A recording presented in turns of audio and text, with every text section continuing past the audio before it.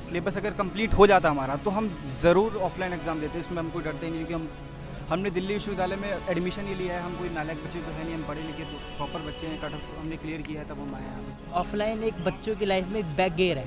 अपने कोर्स का बताऊं तो सिलेबस कंप्लीट अभी तक नहीं हुआ है और हमारे इंटरनल स्टार्ट हैं ऑलरेडी। अगर हम फेल होते हैं तो उनका और फ़ायदा है कि उनके पास 810 रुपये और एक्स्ट्रा जाएंगे और हमारा पूरा प्रॉपर करियर ख़राब हो जाएगा। तो ये हमारे में इससे पहले कि जब मैं सोच रहा था कि ठीक है ऑनलाइन एक ओबी इस बार भी ओबी हो जाएंगे, तो मैं आगे की प्रिपरेशन कर लेता हूँ, अपने एंट्रेंस वगैरह के मैं प्रिपरेशन अच्छे से कर लेता हूँ, जो कि चल रही थी। लेकिन जब से इन्होंने मतलब प्रेशराइज़ किया जा रहा है कि फॉर्म भरिए, आपके एग्ज़ाम ऐसे ही होंगे, इसी मोड में होंगे जो यूनिवर्सिटी में बोल दिया है, उसकी वजह से ना तो मैं ये अपने आगे की कर पा रहा और ना ही जो प्रेजेंट चल रहा है ही उसकी मैं कर पा रहा। तो ये मतलब मेंटली डिप्रेस कर रहे हैं और बहुत ही ज़्यादा खतरनाक हो सकता है। मैं चाहता हूँ टीचरों के लिए भी एक बार पूछना चाहिए कि टीचर क्या चाहते हैं, ऑनलाइन होना चाहिए बच्चों के या ऑफलाइन होना चाहिए। मैं लिख के दे सकता हूँ कि 90% टीचर भी बोले टीचर का नाम रिवील ना किया जाए, एनोनिमस रखा जाए, तो मेरे को लगता है कि 70 से 80% टीचर तो ऑनलाइन एग्जाम ही चाहेगा, क्योंकि उनको भी पता है कि उन्होंने क्लासेस ऑनलाइन ली है, तो बच्चों को पता है कि बच्चों को ऑनलाइन एग्जाम ही देना पड़ेगा। तो ये मेरा जब तक एंडलेस हमें कुछ सोल्यूशन नहीं मिल जाता ओबी के लिए, प्रोटेस्ट जारी रहेगा।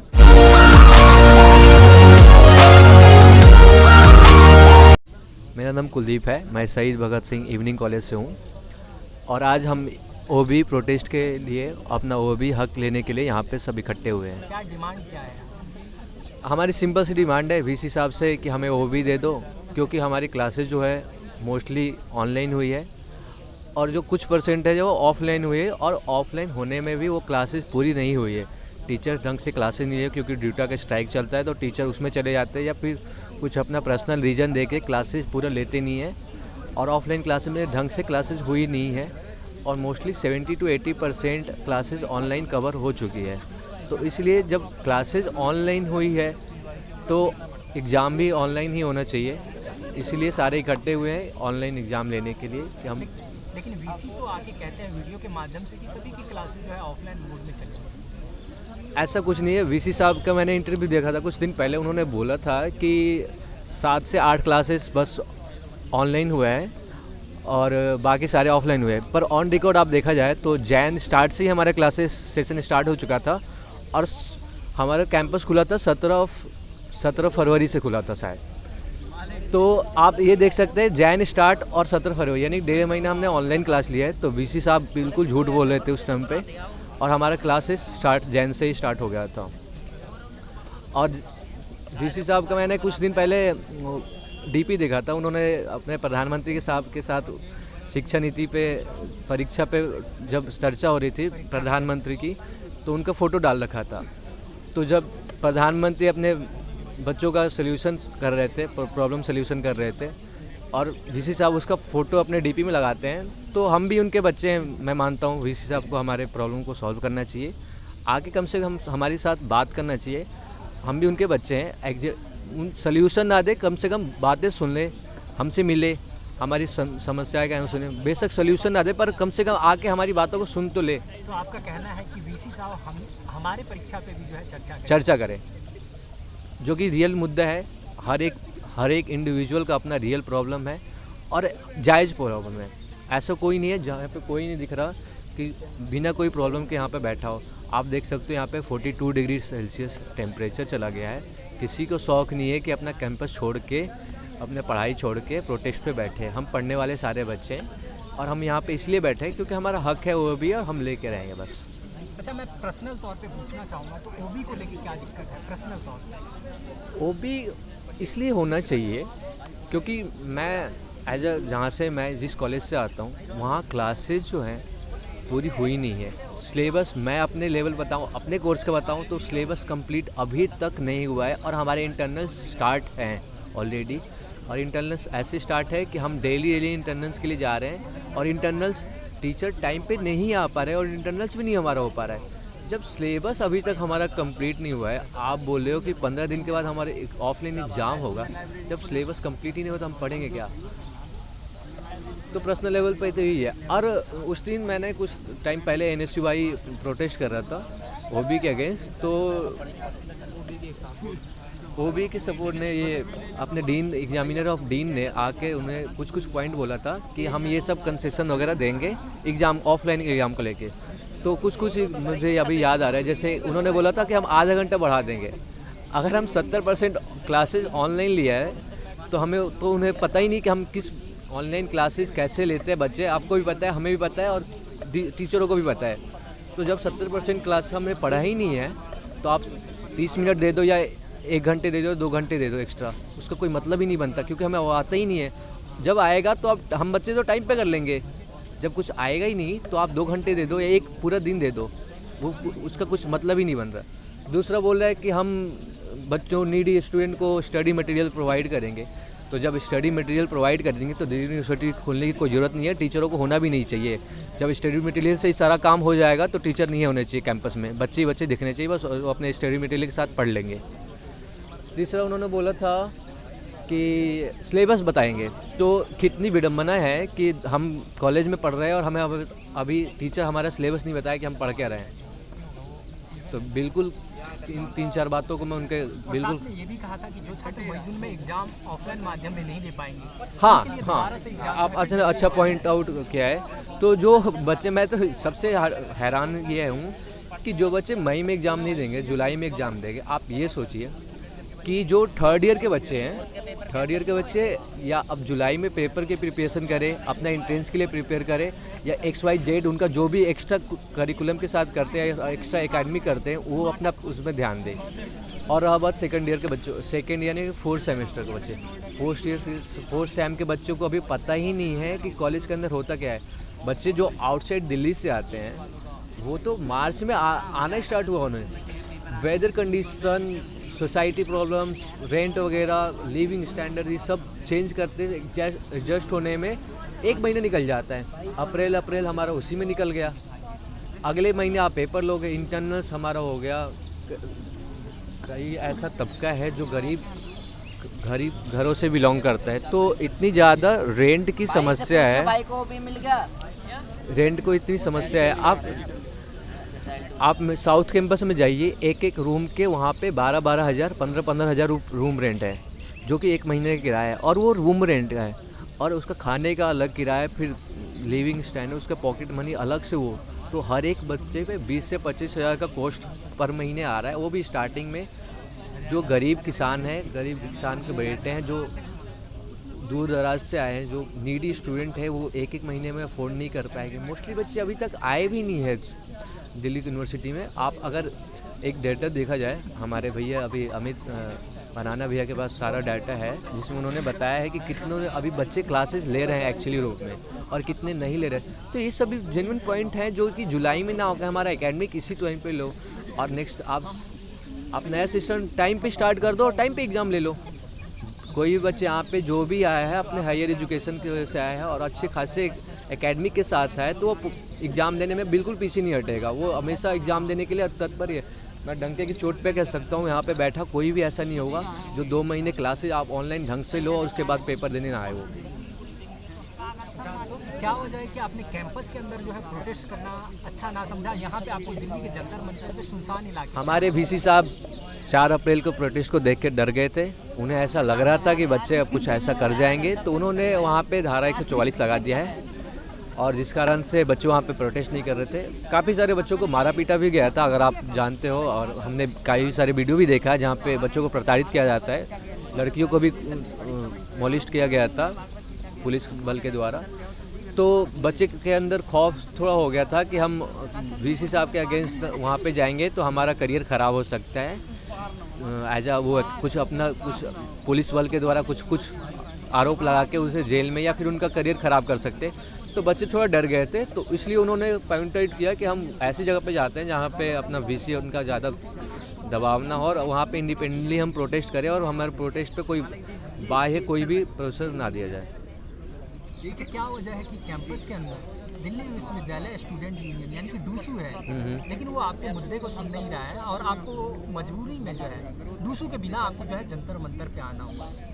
डूसू सपोर्ट इसलिए कर रहा है, हम उसके जो इनिशियल पॉइंट है वो समझते हैं। डूसू जो अभी है, डूसू के जो अक्षित दहिया साहब है, अक्षित दहिया भैया जो है वो ABVP का कैंडिडेट है और वो वहीं से डूसू के जीते हुए हैं, और जो हमारे वाइस चांसलर है वो RSS से आते हैं। तो जो आप आरएसएस और एबीवीपी की आइडियोलॉजी है वो सेम है। और एबीवीपी मैंने यहाँ इस कैंपस में और इस प्रोटेस्ट में हर एक पार्टी को देखा है, हर एक स्टूडेंट यूनियन पार्टी को देखा है जो डायरेक्ट या इनडायरेक्ट छोटा या बड़ा कंट्रीब्यूशन किया है, पर एबीवीपी आज तक नहीं दिखी ओबी के लिए।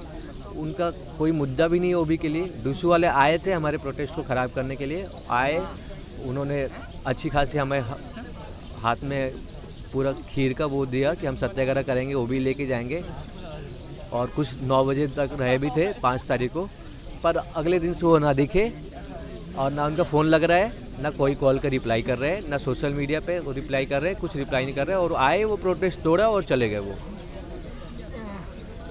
देश का सबसे बड़ा छात्र संगठन एबीवीपी, जो दुनिया का सबसे बड़ा छात्र संगठन भी अपने आप को कहता है, आखिर क्या वजह है कि कैंपस के अंदर, दिल्ली विश्वविद्यालय के अंदर, दिल्ली विश्वविद्यालय के छात्रों को जो है समस्याओं को सुन नहीं रहे हैं, या फिर छात्र जो उनके पास जा नहीं पा रहे हैं? एबीवीपी की जो आइडियोलॉजी है, हमें उस पर बात करना चाहिए। मोस्टली तमका जो एबीवीपी स्टूडेंट्स यूनियन के साथ थे वो वेल फैमिली से आता है और उनकी विचारधारा भी अलग ही होती है। आप कभी भी एबीवीपी के प्रेसिडेंट को नहीं देखोगे वो पैदल आ रहा है, वो अपने 4 चक्के से आएगा, वो ऑडी से आएगा, मर्सिडीज से आएगा, और पूरे अपने ऐशो आराम। अब उसके पास अच्छे फ़ोन होंगे, अच्छी क्वालिटी के कपड़े होंगे, बुक्स होंगे, किताबें होंगे, अच्छी वेल मैनर से वो आएगा, सब कुछ रिसोर्सेज से फुलफिल होकर आएगा। पर जो मोस्टली ड्यू के स्टूडेंट हैं वो बिलो पॉवर्टी से आते हैं, जिनके पास वास्तव रूप से कोई अपॉर्चुनिटी नहीं है, कोई रिसोर्सेज नहीं है कि वो उनका यूटिलिटी कर पाए। ऑनलाइन क्लासेस में हमें कितना प्रॉब्लम होता है हम ही जानते हैं। एक एक घर में एक एक फ़ोन रहता है और एक फ़ोन से 4-4, 5-5 बच्चे पढ़ते हैं। डाटे का प्रॉब्लम होता है, इंटरनेट कनेक्शन सही से नहीं आता है। गांव में जो बच्चे गांव में रहते हैं, जो 1.5 महीने क्लासेस हुए गांव में रहते हैं बच्चे, और उनके एक एक घर में 3-3 बच्चे, 4-4 बच्चे पढ़ते हैं और एक फ़ोन से ही पढ़ते हैं, और डाटा का प्रॉब्लम भी होता है तो वो पढ़ नहीं पाते हैं। एबीवीपी इन सब बातों को कभी देखता नहीं है। वो अपना अलग ही उनका एजेंडा रहता है कि हम अपने ऐशो आराम से ज़िंदगी जिएंगे, हमारी जो भी रिसोर्सेज हमें मिल रहा है हम उसको यूटिलाइज करेंगे, और वो करते भी हैं। वो उनके नज़र में गरीबों के लिए, गरीब स्टूडेंट के लिए, नीडी स्टूडेंट के लिए, लैक ऑफ रिसोर्सेज स्टूडेंट के लिए कुछ नहीं उनके पास मुद्दा है। वो अपना मुद्दा बस उनका एक ही है जो हमारे पास है, और जो वीसी बोलता है, जो हम जब उनको कुछ चाहिए होता है दिल्ली प्रशासन से या दिल्ली यूनिवर्सिटी से या वीसी से, तो वो जाते हैं, उनके साथ फ़ोटो खिंचवाते हैं, चाय पीते हैं, पानी पीते हैं और वो वापस आ जाता है। पर वो जब गरीब बच्चों और गरीब स्टूडेंट के लिए कुछ करना होता है तो उनके पास कभी मुद्दा नहीं होता है और वो कभी दिखते भी नहीं हैं। तो आखिर क्या कारण है कि डूसू को आप ही लोग जो है वोट करते हो और चुनते हो हर एक बार अलग अलग, चाहे किसी भी पार्टी से क्यों ना हो? ये अलग बात हो सकता है, शायद कई बच्चे डर के दे देते हैं, कई बच्चे ऐसा देखते हैं कि शायद जो प्रभावित हो जाते हैं, या किसी बच्चों को इन्फ्लुएंस भी किया जाता है बाय ऑफ मॉनेटरी, या फिर आप बोल सकते हो पैसे की वजह से, या फिर आप बोल सकते हो बल के द्वारा भी उनको फोर्स करके उनका माइंड डाइवर्ट किया जाता है। तो ये सब कई सारे मुद्दे हैं जिसके बाद उनको कन्वर्ट कर दिया जाता है, आइडियोलॉजी भी बदल जाती है उस टाइम पे। कई सारे फिर मुद्दे उठ जाते हैं, हिंदुइज़्म हो जाता है बच्चों के अंदर, इस वजह से वो अपना माइंड चेंज कर वो उन्हें वोट देते हैं, जो कि गलत है। मुझे लगता है कि स्टूडेंट को अपना ओपिनियन अपने साथ रखना चाहिए, और जो सच है उसके साथ जाओ, और जो झूठ है उसको निश्चित नाबूद करो, उसको ख़त्म करो। मेरा नाम याज्ञवल्क्य किराय है, मैं आत्माराम सनातन धर्म से स्टूडेंट हूँ, 2nd ईयर 4th सेमेस्टर। इसलिए आया आप ओबी के कारण हम आए यहाँ पे, ओबी के सपोर्ट में आए हैं। ऑनलाइन एग्जामिनेशन हमारा होना चाहिए, क्योंकि ना हमारे पास सिलेबस मटेरियल है और प्रॉपर कोई क्लासेस भी नहीं हुई है। 80% तो क्लासेस ऑनलाइन हुई है, ऊपर से 80% में भी 80% जो 20% जो ऑफलाइन क्लासेस हुई हैं उसमें से भी कुछ आप परसेंटेज निकाले तो प्रॉपर नहीं हुई है। टीचर गैप में आ जाते हैं, डूटा की स्ट्राइक हुई, आप देखें टीचर घर ही में बैठे हुए हैं। तो यही मैं कह रहा हूँ कि टीचर प्रॉपर आ नहीं रहे हैं, सिलेबस प्रॉपर हुआ नहीं है, और अभी फेस्टिवल आ गए थे तो उस चक्कर में प्रॉब्लम होगी। अब हमारे इंटरनल्स आ चुके हैं तो इसमें भी प्रॉब्लम हो गई है, तो इस वजह से हम ओबी एग्जाम दोगे इस बार या नहीं दोगे? अगर ओबी हो ऑफलाइन मोड में दिया जाता है तो दोगे या नहीं? अब देना ही पड़ेगा, क्योंकि हमारे पास कोई चांस नहीं बचेगा। पर हम सोचेंगे कि जुलाई में दे, जो जुलाई का ऑप्शन दिया है हमारे डीन साहब ने, 6 महीने तो वो हम देना चाहेंगे, उसके लिए ज़्यादा कंफर्टेबल हैं हम, क्योंकि मई में अगर देंगे तो हमारे फेल हो जाएंगे, क्योंकि ये एक तरीके से कॉन्स्पिरेसी भी है इन लोगों की कि अगर हम देंगे तो हमारी एग्जामिनेशन फ़ीस 810 रुपये, जो अगर हम फेल होते हैं तो उनका और फ़ायदा है कि उनके पास 810 रुपये और एक्स्ट्रा जाएंगे और हमारा पूरा प्रॉपर करियर ख़राब हो जाएगा। तो ये हमारे में एक बात है। क्या इन सब जो प्रोटेस्ट चल रहा है दिल्ली विश्वविद्यालय के अंदर, जो आंदोलन चल रहा है, जी। उस सब को लेके जो है क्या घर वाले कुछ बोलते हैं क्या? नहीं, घर वाले कुछ नहीं बोलते, सपोर्ट में है। घर वाले पूरे सपोर्ट में हैं, बिल्कुल। वो इसलिए वही भेजते हैं हमें कि आप अपने हक के लिए जाओ और लड़ो, ताकि आप अभी से हम स्टूडेंट हैं और हमारे हक और हमारी राइट्स वगैरह पता होने चाहिए, इसलिए हम अपने प्रोटेस्ट के लिए आते हैं और अपने हक के लिए लड़ने आते हैं। जी जी। तो घर वाले हमें से सपोर्टिव नेचर के हैं और वो वही फोर्स करते हैं कि नहीं जाना चाहिए, तो हम कॉलेज के बाद यहाँ पे आ जाते हैं प्रोटेस्ट में हिस्सा लेने। आगे क्या करना चाहते हैं मुझे ये जानना है। आगे आज क्योंकि 15 तारीख को एग्जामिनेशन फ़ीस का फॉर्म वगैरह भरना है प्रॉपर, तो आज अगर हो जाता है, अगर डिसीजन आज आ जाता है तो ठीक है, वरना हम फिर अपनी तैयारी करेंगे ऑल पेपर्स की, क्योंकि हमारे पास कोई ऑप्शन भी नहीं। अगले प्रोटेस्ट के लिए भी तैयारी करेंगे कि हम अपना हाँ, अगर फर्दर अगर जारी रहेगा जब तक एंडलेस हमें कुछ सोल्यूशन नहीं मिल जाता ओबी के लिए, प्रोटेस्ट जारी रहेगा। हम साथ साथ पढ़ाई भी करेंगे क्योंकि पढ़ाई हमारे लिए इम्पोर्टेंट है, और साथ साथ प्रोटेस्ट भी करेंगे। अच्छा, जो बाकी स्टूडेंट हैं जो इस प्रोसेस में नहीं आ पा रहे हैं, उनको लेके कुछ कहना चाहोगे?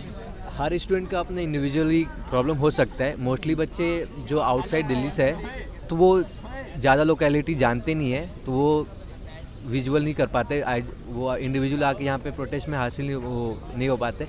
मोस्टली कॉलेजेस में अब इंटरनल स्टार्ट हो गए तो बच्चे इंटरनल्स में भी जा रहे हैं। कुछ कॉलेज में फेस्ट चल रहा है, सोसाइटी का अपने मीटिंग रहते हैं, तो उस समय बच्चे बिजी है। कुछ बच्चे जो फ्री है तो वो आपको प्रोटेस्ट में दिख जाएंगे। जो बच्चे नहीं आ पाते वो अपने क्लासेज हो या फिर अपने इंटरनल्स वगैरह में बिजी है। उनको क्या संदेश क्या देना चाहोगे कि आना चाहिए प्रोटेस्ट? मैं चाहता हूँ कि देखिए, वो भी तो सबको चाहिए पर संघर्ष कोई नहीं करना चाहता, तो ये मेन है कि अब सबको आना चाहिए, एक बार आएँ देखें, क्योंकि 4 तारीख को तो बहुत स्टूडेंट बहुत प्रोटेस्ट हुआ था, पर अब जब मेन जो डेडलाइन आ चुकी है, मतलब मेन जो है कि अभी यही है, अब इसी समय बच्चों को आना चाहिए, क्योंकि मेन यही प्रोटेस्ट है। 4 तारीख वाला तो चलो ठीक है, पर अब मेन डिसीजन तो अभी आना है, तो बच्चों को तो अब आना ही चाहिए, बिल्कुल आना चाहिए। तो मेरी ये राय है कि बच्चों को प्रधानमंत्री जो है परीक्षा पे चर्चा करते हैं, वो कहते हैं कि परीक्षा को हमें जो है त्योहार के रूप में लेना चाहिए, किसी भी प्रकार से जो है डरना नहीं चाहिए। मतलब मैं अपनी भाषा में कहूँ तो उनका ये भी कहना है कि अगर आपका एग्जाम ऑनलाइन लिया जाता है या फिर ऑफलाइन लिया जाता है, इससे कोई घबराने वाली बात नहीं है, कोई पहली बार परीक्षा नहीं है, इसमें कोई आपको घबराना नहीं चाहिए। तो इस पर कुछ कहना चाहोगे? हम यही कहना चाहेंगे कि अगर जो हमें पढ़ाया जाएगा, जैसे सिलेबस अगर कंप्लीट हो जाता हमारा, तो हम ज़रूर ऑफलाइन एग्ज़ाम देते, इसमें हम कोई डरते नहीं, क्योंकि हमने दिल्ली विश्वविद्यालय में एडमिशन ही लिया है, हम कोई नालायक बच्चे तो है नहीं, हम पढ़े लिखे तो प्रॉपर बच्चे हैं, कट ऑफ हमने क्लियर किया है तब हम आए हैं यहाँ पे। तो ये मैं कहना चाहूँगा कि अगर प्रॉपर सिलेबस मटेरियल होता, अगर हमारी प्रॉपर टीचिंग प्रॉपर होती। ऐसी ये विडम्बना है कि हम त्यौहार को एज अ बैडली ले रहे हैं। जब प्रधानमंत्री बोलता है परीक्षा हमारे लिए त्यौहार का रूप होना चाहिए, तो हम त्यौहार से डर रहे हैं। क्यों डर रहे हैं? रीज़न है हमारे पास, क्योंकि हमें सिलेबस करा ही नहीं गया है, और जहाँ करा दिया गया है वो ऑफलाइन में ना करा के ऑनलाइन में कराया गया है। तो 2-3 महीने तो हम अपने ऑनलाइन ऑफलाइन सेटल होने में, आउटसाइडर बच्चे जो नीडी बच्चे वो उनके पास प्रॉपर क्लासरूम और मटेरियल्स नहीं थी, तो और कई सारे बच्चे जो अपने फैमिली को या फैमिली मेम्बर्स को या रिलेटिव्स को जो कोविड में खो दिया है, हमें ये सोचना चाहिए, वीसी साहब को भी सोचना चाहिए कि रियायत देना चाहिए, कम से कम इस एग्ज़ाम तक तो देना ही चाहिए। क्योंकि यार हम बहुत सारे प्रॉब्लम्स को ट्रैवल करके हम आए हैं, और हमारी जो डाउट है, जो रीज़न है ओबी के लिए, वो बिल्कुल जेन्युइन है। आंदोलन कब तक चलेगा? अब ये तो मैं नहीं बता सकता, क्योंकि मैं एक नॉर्मल छात्र हूँ, जो अथॉरिटी में वही बता सकते हैं कि आज क्या डिसीजन आता है। अगर सारे बच्चे चाहें तो हम आंदोलन एट द एंड एग्ज़ाम तक रहेंगे, कि हम एग्ज़ाम से एक दिन पहले भी करेंगे कि हमारा ऑफलाइन एग्ज़ाम मत लो, ऑनलाइन ले लो। क्योंकि ऑफलाइन होगा तो मोस्टली बच्चे फेल हो जाएंगे, ड्यू पे भी कलंक आएगा कि रिजल्ट उनका ख़राब हो गया, और बच्चे को तो करियर तो ख़राब होगा ही होगा, नो डाउट। इसमें ड्यू का फ़ायदा भी है, देखिए ना, अब अगर बच्चा फेल हो जाता है तो उसको दोबारा फीस भरनी पड़ेगी एग्जामिनेशन, तो उनका एक कॉर्पोरेट लेवल पे एक फ़ायदा भी है, अगर प्रॉफिट भी है। अगर बच्चा फेल होता है फिर आगे एक लूप भी चालू हो जाएगा, अगर जैसे इवन सेमेस्टर में 4th सेमेस्टर में अगर बच्चा फेल हुआ तो उसका 6th सेमेस्टर में पेपर होगा, तो प्रॉपर एक बर्डन आ जाएगा, तो एक बच्चा और फेल होगा, तो एक लूप सा चल जाएगा। तो कॉर्पोरेट लेवल पे तो उनका फ़ायदा भी है, प्रॉफिट भी है उनका, तो ये मेन है। बाकी क्योंकि अगर उनको ज़्यादा ही फिक्र होती तो ज़रूर हमारी बातें सुनते, पर उनका तो कॉर्पोरेट लेवल पे सारा काम चल रहा है, तो इसीलिए मेरे को नहीं लगता कि उनको कुछ दुख होगा, ये कहना मेरा। जो कॉमन टीचर हैं, जो हो सकता है कि ऑनलाइन आपका ये प्रोटेस्ट को जो है सपोर्ट कर रहे हैं, उनसे क्या कहना चाहोगे आप? देखिए, टीचर भी तो एक तरीके से मजबूरी है, क्योंकि वो डायरेक्ट तो आ नहीं सकते, क्योंकि वो सब वीसी के अंडर ही काम करते हैं, क्योंकि वो डायरेक्ट सब में सपोर्ट नहीं कर सकते। पर मुझे पूरा भरोसा है कि वो नहीं चाहते कि ऑफलाइन एग्ज़ाम हो, वो खुद चाह रहे हैं कि ऑनलाइन एग्जाम, क्योंकि उन्होंने क्लास ही ऑनलाइन मोड में ली है, तो उनका दिल भी जानता है कि हाँ भाई इनको पेपर ओबी में कराना चाहिए, पर ये एक तरीके से मेरी बिल्ली मुझसे मैं नहीं कर सकते। प्रेशर की वजह से वो खुल के तो सपोर्ट कभी नहीं कर पाएंगे।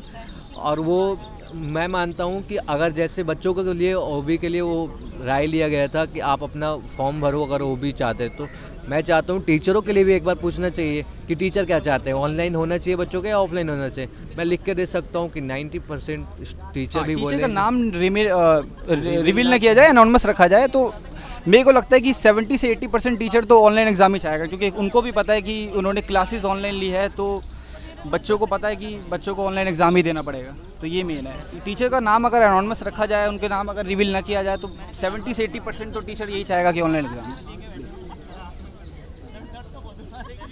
तो आप कह रहे हो कि टीचर डर के कारण चुप है? जी, एडमिनिस्ट्रेशन से डर रहा है बस। मैं खुद कुछ टीचरों को जानता हूँ जो बोलते हैं कि अगर आप चाहते हो तो जाओ, वो फोर्स भी करते हैं बच्चों को कि अगर आप एक तो ये सीखने को मिलेगा कि प्रोटेस्ट वगैरह में होता है क्या, रियल मुद्दे कैसे उठते हैं, आप अपने हक के लिए कैसे लड़ोगे, और दूसरा ये वो भी चाहते हैं कि वो भी हो, इसलिए वो हमें फोर्स करते हैं कि हाँ जाना चाहिए तुम्हें भी।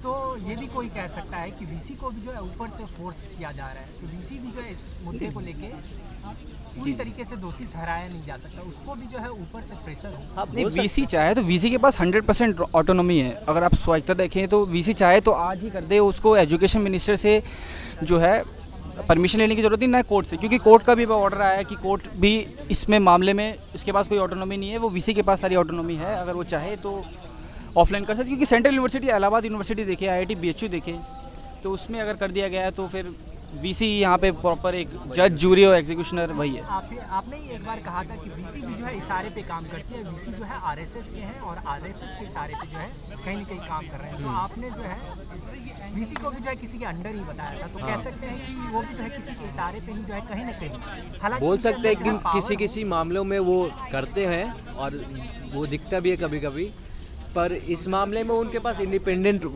राइट टू चॉइस है कि वो ऑफलाइन लेना चाहिए और ऑनलाइन लेना चाहिए। राइट विंग लेफ्ट विंग कुछ भी नहीं है, मैं बताऊं तो आपको, राइट विंग लेफ्ट विंग जो भी हो, हम एक छात्र है, हमारी मांग है ओबी, सिंपल बात है। हम कोई भी पॉलिटिकली हम कोई रेडिकल नहीं है, हम एक छात्र हैं। हमें रेडिकलाइजेशन का नाम दिया जाता है कि हाँ भाई हम रेडिकल हैं, हम एक बहुत जिहाद कर रहे हैं, इधर आके ये सब कर रहे हैं, पर मेन जो है हम ओबी चाहते हैं, और ओबी हमारा दे दो, कल से कोई नहीं देखेगा, हम अपना खुद ओबी के लिए प्रिपरेशन स्टार्ट कर देंगे। सिर्फ वीसी की प्रॉपर ऑटोनॉमी है, वो उसमें कोई राइट विंग लेफ्ट विंग कुछ नहीं है, इतना मैं बता दूं आपको।